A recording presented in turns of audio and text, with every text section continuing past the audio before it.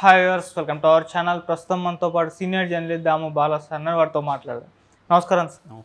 Sir, Hydraa ఇప్పుడు ఓవైసీకి చెందిన కాలేజీలని కూడా కూల్చేయబోతుంది అని వార్తలు వస్తున్నాయి సార్. అందుకు సంబంధించి అది కూడా చెరువుల్ని కబ్జా చేసి కట్టారు అని చెప్పేసి ఆరోపిస్తున్నారు. మరి కూల్చేయబోతుందా, ఎప్పుడు కూల్చేయబోతుంది, మరి దీని పట్ల ఓవైసీ అక్బరుద్దీన్ గారి రియాక్షన్ ఏ విధంగా ఉంది సార్? నిన్న అక్బరుద్దీన్ ఓవైసీ స్టేట్మెంట్ ఇచ్చాడు. అంతకుముందు రోజు ఆయన సలావుద్దీన్ ఓవైసీ కూడా ఇచ్చాడు. పెద్ద ఆయనేమో సలావుద్దీన్ ఓవైసీ ఏమో అసలు ప్రభుత్వ బిల్డింగ్లు పరిస్థితి ఏంటి, already GHMC FTL full tank level పరిధిలో ఉంది, నెక్లెస్ రోడ్డు ఫుల్ ట్యాంక్ పరిధిలో ఉంది, మరి వీటిని కూలగొడతారా, ఇవన్నీ ఆయన ప్రశ్నించాడు. సో ఆయన ఎందుకు ప్రశ్నించాడు? ఆయన బిల్డింగ్లు ఏం కూలగొట్టలేదు, నాగార్జున కూలగొట్టారు. మరి ఆయన ఎందుకు స్పందించారు అనే వార్త వచ్చింది. దాని తర్వాత ఏమైందంటే చాలామంది నెటిజన్స్ సకలం చెరువు మ్యాపుల్ని నెట్లో స్ప్రెడ్ చేశారు.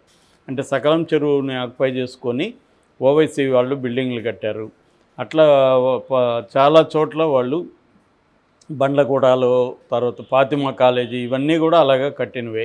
దాదాపు 12 కాలేజీలు అక్బరుద్దీన్ ఓవైసీ దగ్గర ఉన్నాయి, హాస్పిటల్స్ ఉన్నాయి.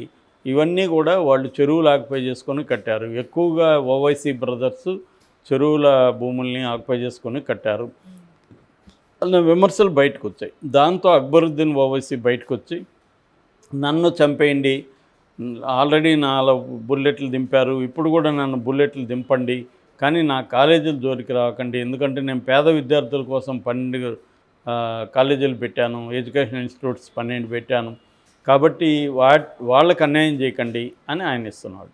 సో ఇప్పుడు ఎవరైనా కాలేజీ పెట్టి చెరువు భూమిలో ఫ్రీగా నేను ఎడ్యుకేషన్ ఇస్తానని చెప్తే అవి కోల్చొచ్చా కోల్చకూడదా అనేది ఇప్పుడు చర్చకు దారితీస్తుంది. రెండోది, నిజంగానే ఆయన ఫ్రీగా అందరికీ ఇస్తున్నాడు అనేది వేరే చర్చ. సో ఏదేమైనా ఈరోజు నిన్న ఏవి రంగనాథ్ ఒక సుదీర్ఘమైన ఇంటర్వ్యూ ప్రొఫెసర్ నాగేశ్వర్కి ఇచ్చాడు, 1 అవర్. నేను మొత్తం చూశాను. ఆయన క్లియర్గా అన్ని విషయాలు చెప్పుకుంటూ వస్తున్నాడు. నిన్న మనం అడిగిన కొన్ని డౌట్లకి, ప్రశ్నలకు కూడా ఆయన సమాధానం ఇచ్చాడు.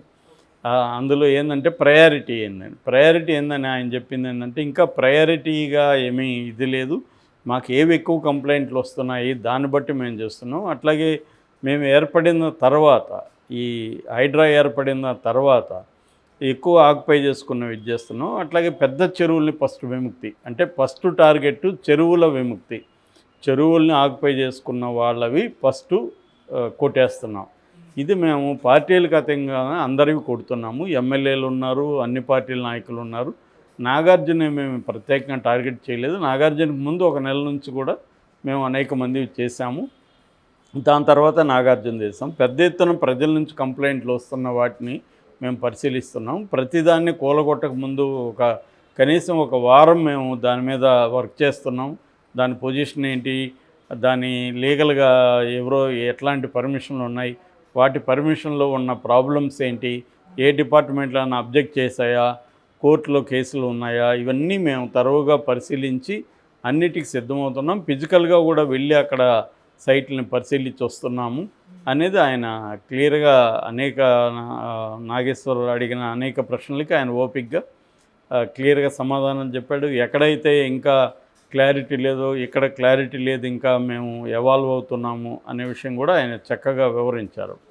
ఎక్కడ ఆయన ఎవరి మీద గ్రడ్జ్ ఉన్నట్టు కానీ ఆవేశం కానీ ఏమీ మాట్లాడలేదు. చాలా స్పష్టంగా ఆయన ఎక్కడ తమ హైడ్రాకున్న లిమిటేషన్స్ ఏంటి, హైడ్రాకున్న పవర్స్ ఏంటి, ప్రభుత్వ పాలసీ ఏంటి, ఇంకా కొన్ని విషయాల్లో ప్రభుత్వం పాలసీలు తీసుకోలేదనే విషయం కూడా చెప్పాడు.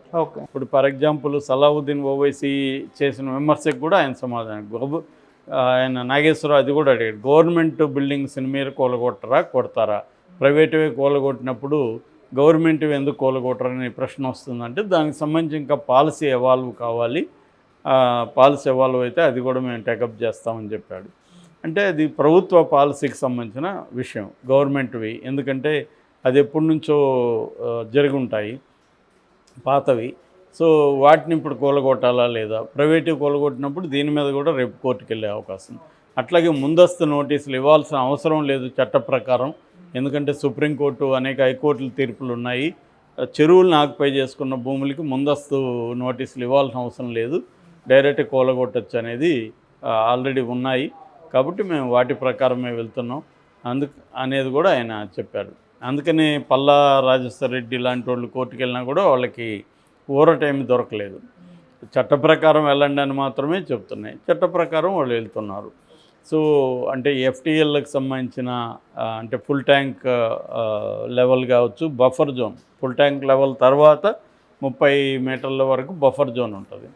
సో ఈ బఫర్ జోన్లో కట్టుకున్నా కూడా మేము చేస్తున్నాం. ప్రజెంట్ అయితే చెరువుల మీద ఫోకస్ చేస్తున్నాం. చెరువుల్ని విముక్తి చేయడం ఫస్ట్ మా టార్గెట్. ఇదైనాక నెక్స్ట్ నాలాలు, పార్కులు వీటికి వెళ్తున్నాం అనేది ఆయన చెప్పాడు. ఓకే. సో ఇలాగ వాళ్ళు ఒక సిస్టమేటిక్గా వెళ్తున్నట్టుగా మనకు కనబడుతుంది. నిజానికి ఇదే కరెక్ట్గా జరిగితే మాత్రం ఖచ్చితంగా మనం రేవంత్ రెడ్డి హీరో అవుతాడు, రంగనాథ్ హీరో అవుతాడు. అన్నిటికంటే వాళ్ళు హీరో అవుతారా లేదా అన్నిటికంటే హైదరాబాద్ ఖచ్చితంగా హెల్ప్ అవుతుంది. వరదలు అనేవి చెరువుల్ని ఇది చేయగలిగితే వాటర్ అనేది అక్కడ ఎక్కడికక్కడ స్టోర్ అయిపోతే జనావాసాల మీదకి రాకుండా ఉంటుంది. సో ఇప్పుడు ఓవైసీ వాళ్ళకంటే ఇప్పుడు ఏంటంటే చాలామంది భుజాలు తడువుకోవడం మొదలుపెట్టారు.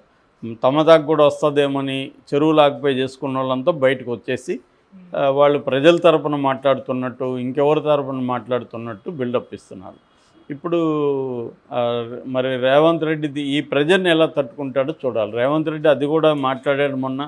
నాకు విపరీతంగా ప్రెజర్ ఉంటుందని తెలుసు, పెద్ద పెద్ద ఇన్ఫ్లుయెన్స్ చేసేవాళ్ళు ఉంటారని తెలుసు, నా మిత్రులు కూడా ఉంటారని తెలుసు, అయినా కూడా నేను దేనికి జడవనని కూడా మాట్లాడారు.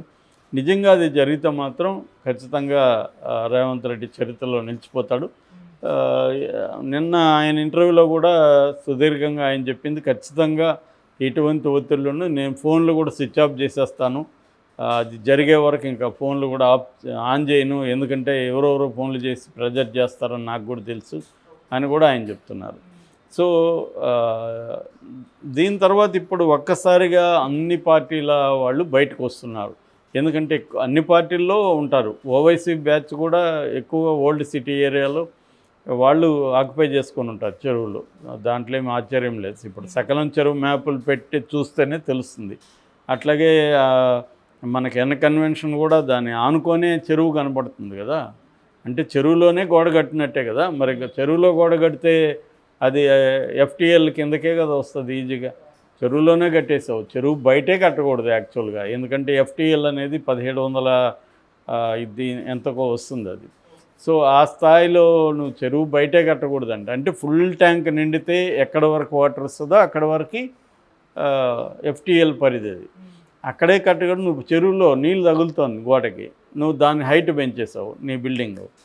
కాబట్టి అది క్లియర్గా అది తెలుస్తుంది. ఇంకేం అవసరం లేదని ఆయన కూడా చెప్తున్నాడు. చాలా చోట్ల మెట్లు పెట్టుంటారు, మెట్లు దిగితే కాళ్ళు చెరువులోకి వెళ్తాయి, అట్లా పెట్టారు అని చెప్తున్నారు. అట్లాగే కొంతమంది మసీదులు, గుళ్ళు, చర్చిలు ముందు కట్టుతున్నారు, దాని తర్వాత ఆక్యుపై చేసుకుంటున్నారు. ఎందుకంటే సెంటిమెంట్గా దీని జోలికి రారని. మేము మసీదుల్ని, చర్చిల్ని, గుళ్ళని కూలగొట్టం, కానీ మిగతావి మాత్రం అటువంటి చోట్ల కూడా కొట్టాము 2-3 చోట్ల అని కూడా ఆయన చెప్పాడు. సో ఇలాగ రకరకాల పద్ధతులు మ్యానిపులేట్ చేసి ప్రభుత్వ ఇది చేసి చేస్తున్నారు. దీనికి ఎవరైతే పర్మిషన్లు ఇచ్చారో వాళ్ళని కూడా ప్రాసిక్యూట్ చేస్తాం మేము, వాళ్ళ మీద కూడా కేసులు పెడుతున్నాం. హైడ్రాకి సపరేట్గా పోలీస్ స్టేషన్ రాబోతుంది, హైడ్రాకి కూడా ఎఫ్ఐఆర్ చేయొచ్చు అనేది కూడా ఆయన చెప్తున్నాడు. సో కాబట్టి ఓవైసీ బ్రదర్స్కి ఖచ్చితంగా ప్రాబ్లం రాబోతుంది. దానికి ముందస్తుగా వాళ్ళ ప్లాన్ ఏంటంటే కాలేజీ విద్యార్థుల్ని రేపొద్దున కూలగొట్టనీయకుండా వాళ్ళందరినీ ఆర్గనైజ్ చేసి మా ప్రాణాలు తీయండి కానీ కాలేజీ కూలగొట్టొద్దండి అని వాళ్ళని వీధుల్లోకి తేవడానికి ఒక ప్రెజర్ టాక్టిక్స్గా అక్బరుద్దీన్ స్టార్ట్ చేశాడు. నువ్వు అక్రమం జరిగిందా లేదా అది మాట్లాడకుండా కాలేజీ కొట్టొద్దండి, నన్ను కాల్చండి అంటే నువ్వు అక్రమం చేసావా లేదా, చెరువును ఆక్యుపై చేసుకున్నావా లేదా, చేసుకుని ఉంటే చేసుకోలేదని చెప్పు, అది నిరూపించండి అని చెప్పు, చేసుకొని ఉంటే కొట్టేయండి అని చెప్పు. అది చెప్పకుండా కాలేజీలు నేను పెట్టాను, నిన్నెవడు పెట్టమన్నాడు అక్కడ కాలేజీ? చెరువును ఆక్యుపై చేసుకొని కాలేజీ పెట్టమని ఎవరన్నా అడిగారా నిన్ను? అట్లా పెట్టచ్చా? సో అది చెప్పకుండా ఆయన చెరువు ఒక ప్రెజర్ తెస్తున్నాడు రేవంత్ రెడ్డి మీద, ప్రెజర్ టాక్టిక్స్. అంటే కాలేజీలని రేపొద్దున నా జోలికి వస్తే ఇదని. ఆల్రెడీ ఇప్పుడు మల్లారెడ్డి కాలేజీలు పల్లవ విశ్వేశ్వరరెడ్డి యూనివర్సిటీ ఇవన్నీ కొలగొట్టబోతున్నారు. ఖచ్చితంగా ప్రెజర్ వస్తున్నది.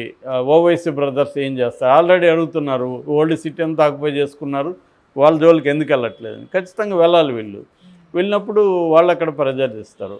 సో ఈ పెద్ద ఎత్తున అన్ని వైపుల నుంచి ప్రెజర్ అయితే రేవంత్ రెడ్డికి ఎక్కువ వస్తుంది, ఇటు రంగనాథ్కి కూడా వస్తుంది. మరి ఈ ప్రెజర్ని ఎలా తట్టుకుంటారు? నారాయణ లాంటి వాళ్ళు కూడా అంటున్నారు ఇతని జైలుకు కూడా పోతాడేమో రేపు రేవంత్ రెడ్డి అని దీనివల్ల. ఎందుకంటే ఇది చాలా పెద్ద మాఫియా ఉంటుంది, ల్యాండ్ మాఫియా అనేది ఆయనకి ఇది బాగా తెలుసు. ఎందుకంటే రియల్ ఎస్టేట్ నుంచి వచ్చాడు రేవంత్ రెడ్డి, కాబట్టి ఆయనకి తెలియకుండా ఇవన్నీ చేయట్లేదు, తెలిసే రంగంలో దిగాడు. మరి ఆయన ఏ స్థాయికి ముందుకు తీసుకెళ్తాడు, దీన్ని ఒక డ్రామాగా హై డ్రామా అన్నట్టుగా వదిలేస్తారా, నిజంగానే లాజికల్ ఎండ్కి తీసుకెళ్తారా అనేది చూడాలి. Okay sir, thank you so much sir.